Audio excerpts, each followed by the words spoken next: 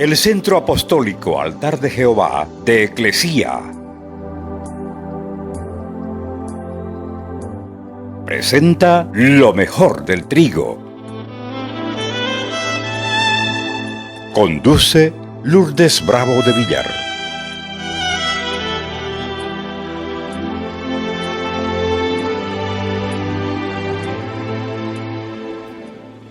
Mateo 16, 19, vamos a estudiar nuestro primer texto bíblico, tenemos que leerlo de la Escritura. Tómelo de ahí. A ti te daré las llaves del reino de los cielos.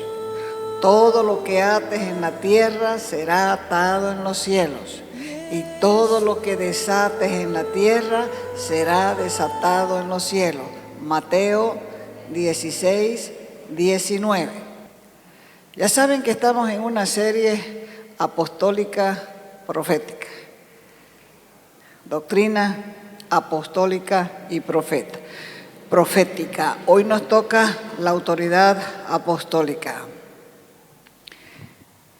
Aunque cada creyente puede atar y desatar en algún grado, la mayor autoridad para hacerlo opera a través del ministerio del apóstol.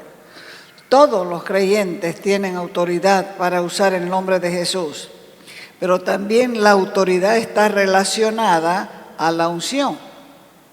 Algunos caminarán en su mayor grado de autoridad espiritual en razón de poseer una unción poderosa en un área particular.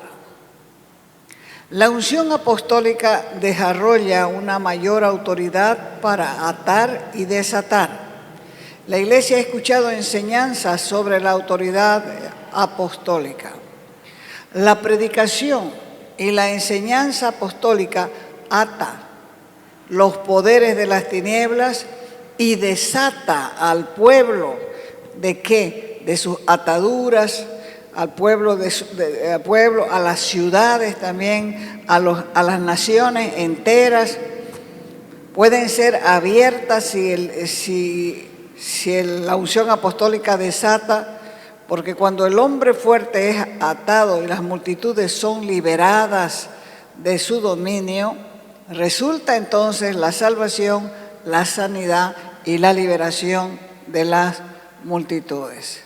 Bueno le fuera leer la historia de la Reforma, bueno le fuera leer los testimonios de los predicadores del siglo pasado. Gente que vivió bajo la unción apostólica y ciudades enteras se convertían. Ciudades enteras se convertían, ellos también eran atacados como corresponde digo, porque el apóstol es mayormente más atacado que cualquiera de los otros ministerios. Y eso a uno le muestra cómo en realidad es la vida cristiana. Si ustedes también ven la historia de la iglesia, se van a dar cuenta que todos los apóstoles murieron de martirio, excepto el apóstol Juan, que fue el último que murió, pero era porque tenía Dios un propósito con él de darle el libro, la revelación del libro del final de los tiempos, el libro del Apocalipsis. Entonces, la predicación y la enseñanza ata los poderes de las tinieblas y desata al pueblo. Una gran medida de autoridad es liberada a través del verdadero ministerio apostólico. El enemigo solo responde a la autoridad. Ellos no respetan a quienes no caminan en autoridad. Pero existen apóstoles llenos de poder que son una amenaza para el dominio de Satanás. Y pelea contra ellos violentamente, tratando de detener sus ministerios. Vamos a verlo en la Escritura. El apóstol Pablo en Éfeso, Primera de Corintios, capítulo 15, verso 32. ¿Quién está hablando? Está hablando el apóstol Pablo. ¿A quién les está hablando? Les está hablando a los corintios y le dice, como hombre batallé, peleé, combatí en Éfeso contra fieras, contra bestias. ¿De qué me aprovecha? Si los muertos no resucitan, entonces comamos y bebamos, que mañana moriremos. Mientras Pablo viajaba de ciudad en ciudad predicando el Evangelio de Jesucristo, el adversario lo atacó sin cesar. Y el mismo Pablo describe esa implacable batalla en su segunda carta a los Corintios. Segunda de Corintios, capítulo 12, del verso 7 adelante. Era un hombre que recibía continuamente revelaciones, palabra de Dios, dirección de lo que él tenía que hacer. Y dice ahí en 2 de Corintios capítulo 12, verso 7. Y para que la grandeza, el resplandor, la gloria de las revelaciones no me envanezca, no me haga sentirme orgulloso, tengo, dijo él, una espina clavada en mi carne, un ángel de Satanás que me hiere. 3 veces pedí al Señor que me librara, que me rescatara, pero Él me respondió, te basta mi gracia, porque mi poder triunfa en la debilidad. El libro de Efesios capítulo 6, verso 11, dice, revístanse con la armadura de Dios para que puedan resistir las insidias. ¿Qué son insidias? Estoy hablando en otra traducción. Son emboscadas, son estrategias y calumnias del demonio. Las insidias del demonio. Porque nuestra lucha, decía Pablo, no es contra enemigos de carne y hueso. No estamos peleando contra seres humanos, sino contra los principados, potestades, contra los soberanos de este mundo de tinieblas, contra los espíritus del mal que habitan en el espacio. Fíjese qué diferente esta traducción, pero no sé si la ve más clara. Pablo luchó contra un ángel de Satanás. A veces Dios permite ataques de este tipo para fortalecernos y hacernos crecer en humildad. Fue Pablo el que escribió en su primera carta a los Corintios que Dios es fiel.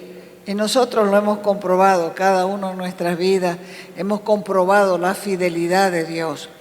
Él es fiel y Él no permitirá que seamos tentados más allá de nuestra fuerza. Al contrario, en el momento de la tentación, Él nos dará el medio de librarnos de ella y nos va a ayudar a soportarla. Pablo describe la guerra espiritual que sostuvo en Éfeso, en la cual él peleó como bestia y con bestias. Al principio sobre esta región fue un espíritu demoníaco que lo oprimió, llamado Diana, que era conocida como la diosa de los efesios. En ese lugar, en Éfeso, había un platero llamado Demetrio. Y cuando Pablo estaba predicando ahí, este platero organizó una oposición al ministerio de Pablo, porque la predicación del apóstol hizo que los artesanos abandonaran sus trabajos. Como ahí había un santuario y ellos vendían templecillos, dice, o sea, imágenes del templo de la diosa Diana, era su negocio, así como hay en todos los lugares donde hay un santuario, ahí usted va a encontrar ¿qué? Va a encontrar velas, va a encontrar flores, va a encontrar cuadros, estampas, medallas, todas esas cosas. Igual era en Éfeso. Ellos vendían una imagen así que era del templo. Por eso se llamaban templecillos de la diosa Diana. Y al escuchar la predicación de Pablo, los ojos fueron abiertos aún de los plateros, de los orfebres que trabajaban en este trabajo, porque ellos comenzaron a darse cuenta que la diosa Diana no era Dios. Y el jefe de esto era precisamente Demetrio. Vaya al libro de Hechos capítulo 19. Ahí lo va a encontrar usted a Demetrio. Este convocó a los artesanos. Primero comenzó a enojarse, a escuchar la predicación. ¿Hay gente que hace eso? Sí, hay gente que hace eso. Se enoja, escucha la predicación, se enfurece. Eso le pasó a Demetrio. Y está aquí registrado en el capítulo 19 del libro de Hechos, verso 26, y dice: pero veis y oís que este Pablo, no solamente en Éfeso, sino casi en toda Asia, ha apartado a mucha gente con persuasión, diciendo que no son dioses los que se hacen con las manos. ¿Son dioses los que se hacen con las manos? No. Eso es lo que estaba diciendo una verdad. Verso 27. Y no solamente, decía Demetrio, hay peligro de que este nuestro negocio venga a desacreditarse, sino también que el templo de la gran diosa Diana sea estimado en nada y comience a ser destruida la majestad de aquella a quien venera toda Asia y el mundo entero. Este es un ejemplo de cómo un apóstol va a una región y literalmente ata al hombre fuerte de la ciudad. Todos los apóstoles necesariamente ministran en este grado de unción y autoridad. Hay diferentes grados de apóstoles, así como hay toda clase de oficios ministeriales. Algunos apóstoles son llamados a ministrar a naciones, otros son llamados a ministrar en regiones, otros son llamados a ministrar en ciudades y otros son llamados solamente a ministrar en la iglesia, en iglesias locales. Hay diferentes administraciones del oficio apostólico y todos no ministran de la misma manera. Pablo fue el primero en ingresar a ciertas regiones para romper la oposición y establecer el reino de Dios en esa área.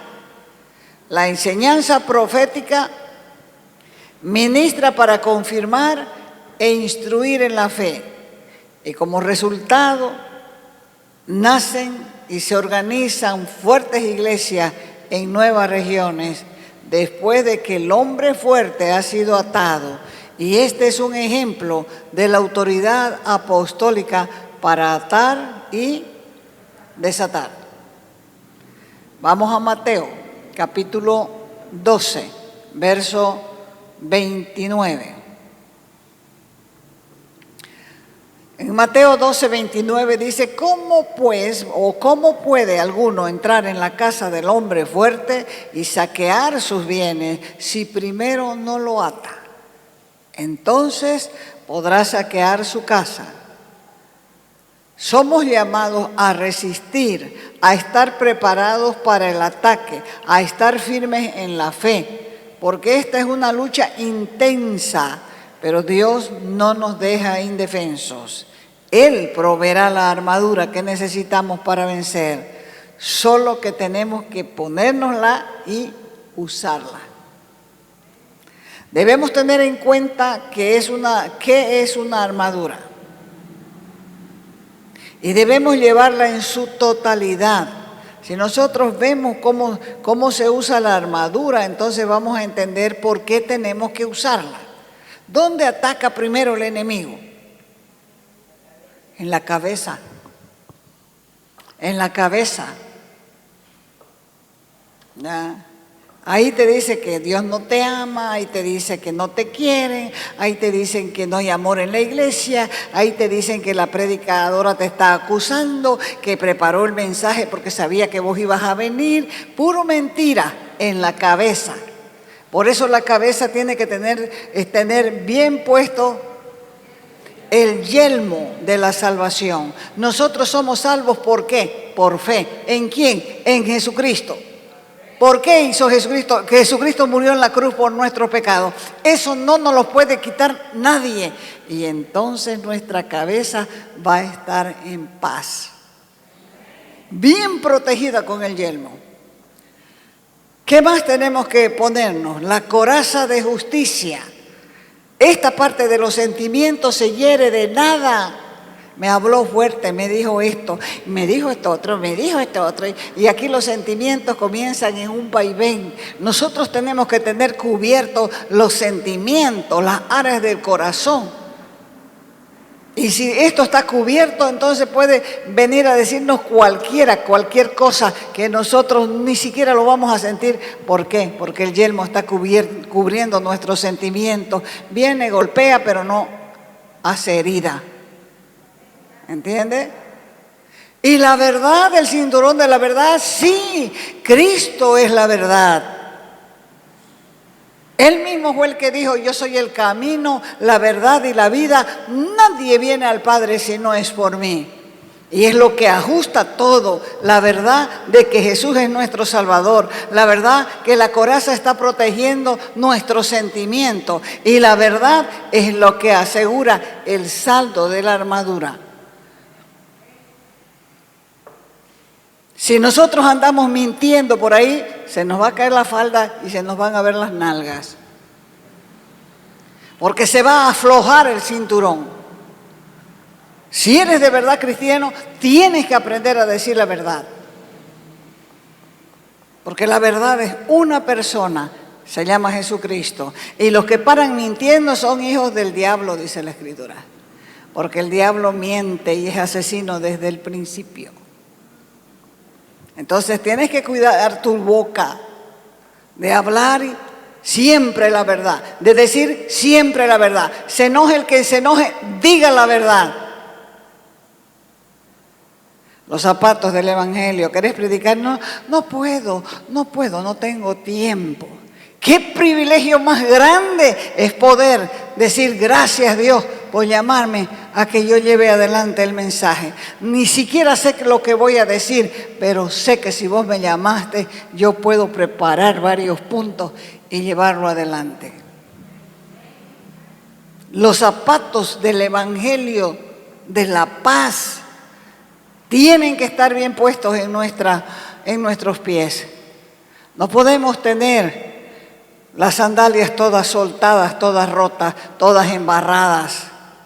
Necesitamos saber de qué nos ha provisto el Señor.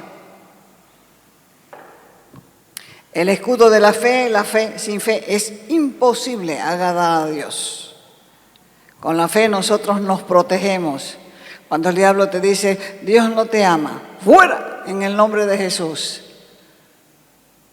La Escritura dice que Él murió por todos los pecadores y yo soy el primero de ellos, por lo tanto, yo soy perdonado, yo soy salvo por la sangre de Jesús. Y la espada del Espíritu está en tu lengua. ¿Qué es lo que vas a hablar? ¿Cómo te vas a defender? Te vas a defender con esta. Dios no te ama. ¿Qué? Dios me ama. Porque dice la Escritura que Él me ama con amor eterno y por eso me ha prolongado su misericordia. Dos sopapos al malo. Si usted va a Apocalipsis va a ver ahí que del Señor le salía la espada de la boca de fuego. Aquí está el poder en tu lengua. El poder está en tu lengua para hablar la verdad. Entonces, ¿qué es lo que tenemos que hacer? Usar toda la armadura que Dios nos ha provisto. ¿Para qué? Para estar protegidos y listos para la batalla. Porque esa es la forma en que lo vamos a resistir firmemente. ¿Hasta cuándo? Hasta el fin. Hasta que estemos con Jesús en la eternidad. Porque les digo que el enemigo lo busca a uno hasta el final. Entonces uno debe estar bien preparado para defenderse. 2. Atando y desatando. Como ejemplo, estamos viendo un mover para atar y desatar que va a emerger a través de la boca. Y esto que Dios ha desatado para esta nuestra generación no es igual como se conoció antes. Porque Él nos está llamando precisamente a que nosotros podamos entender lo que significa atar y desatar.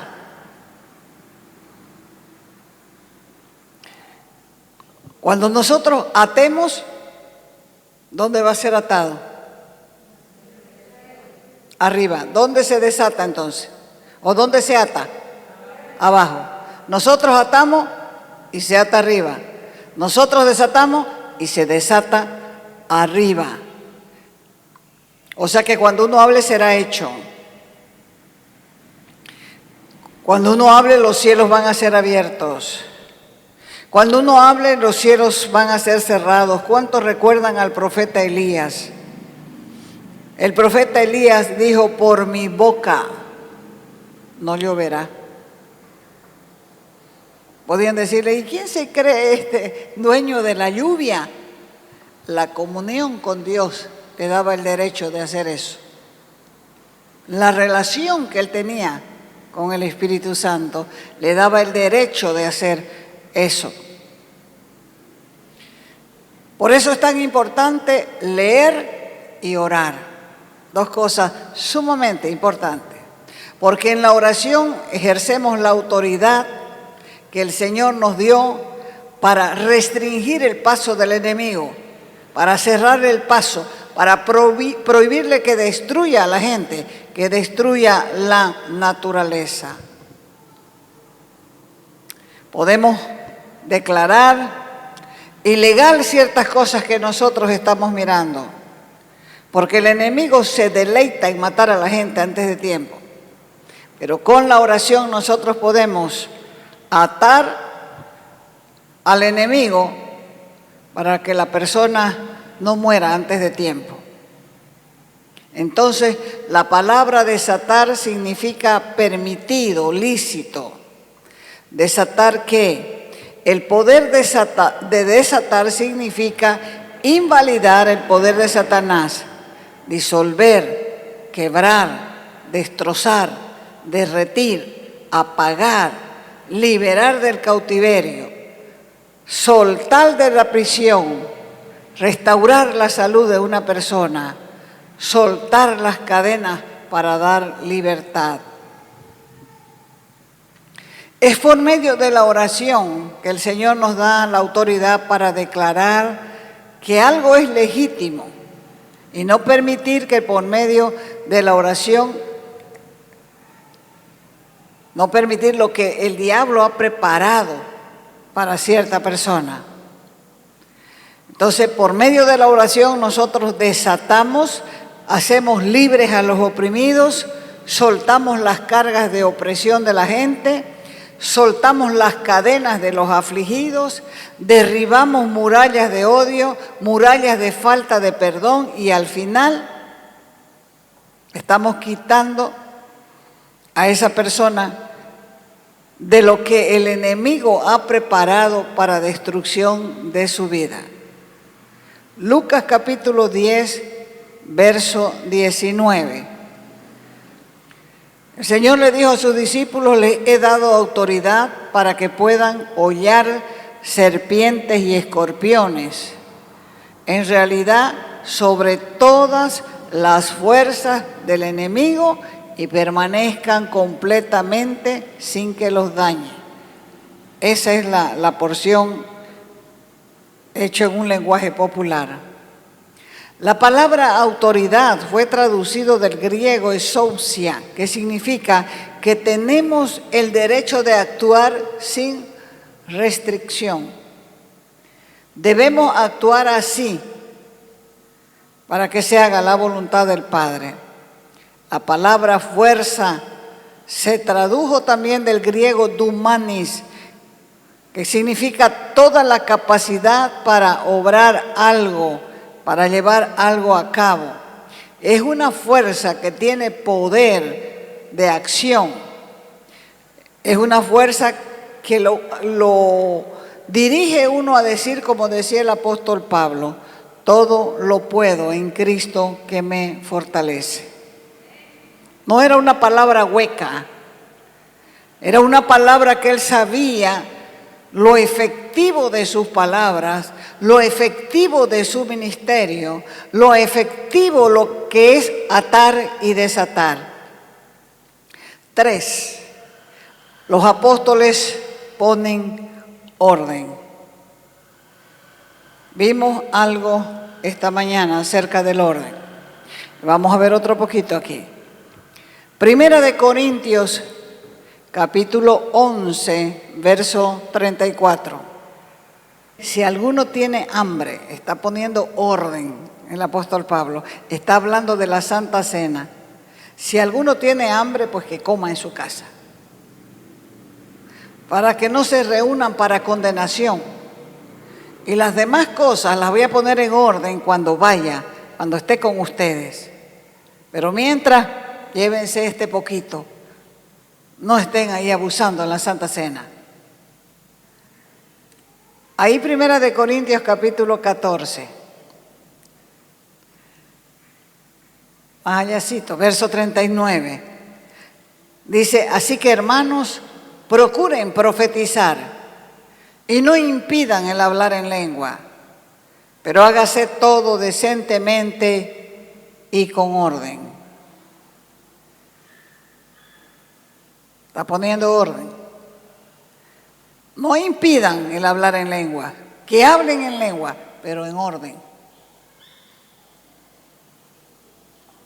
Hay veces que es increíble esa cuestión de las lenguas en algunos lugares. Cuando comienza a gritar toda la iglesia y parece que están los tarechi alborotados porque viene mal tiempo. Colosenses 2:5, es Pablo otra vez, diciéndoles, aunque estoy ausente en cuerpo, es decir, no estoy presente en Colosa, no obstante, en espíritu estoy con ustedes, gozándome y mirando vuestro buen orden y la firmeza de vuestra fe en Cristo. Cuando una iglesia tiene palabra, cuando una iglesia camina en fe, cuando una iglesia es evangelística, ¿los demás lo saben? ¿Los demás lo saben? Sí, lo saben. Y eso avanza las fronteras. No es solamente algo local, es algo que en otros lugares también saben. Y eso es lo que está diciendo aquí. Estoy ausente en cuerpo, sí, pero en espíritu estoy con ustedes. Y me gozo porque estoy mirando su trabajo, un buen trabajo, un trabajo en orden y en la firmeza de vuestra fe en Cristo. Tito, capítulo 1, verso 5. El apóstol Pablo hablándole a Tito y le dice, por esta causa te dejé en Creta, en la ciudad de Creta, para que corrigieras lo deficiente y establecieras ancianos en cada ciudad, así como yo te mandé. En otras palabras, yo te mandé a Creta para que ordenes, para que corrijas lo que está mal y también para que establezcas ancianos en cada ciudad. Entonces a los apóstoles les corresponde forma, estructurar y ordenar. Y cuando las cosas están fuera de orden, hay que ordenarlas. Porque en el desorden que hay confusión, hay toda obra perversa. Y esta es la atmósfera que el diablo desea. Porque cuando hay confusión, cuando hay tinieblas en la iglesia, él puede actuar libremente y la gente no se da cuenta. Ordenar significa establecer. O sea que los ancianos fueron establecidos en la iglesia por la autoridad apostólica. Este es uno de los propósitos de la autoridad. ¿Qué hace la autoridad? Corrige. ¿Qué hace la autoridad? Pone orden. Porque la iglesia tiene que aprender a caminar en orden. Te invitamos a nuestras conferencias los días viernes y sábados a las 20 horas y los domingos a las 10 de la mañana y a las 20 horas. Calle Nicolás Suárez, esquina Félix Pinto.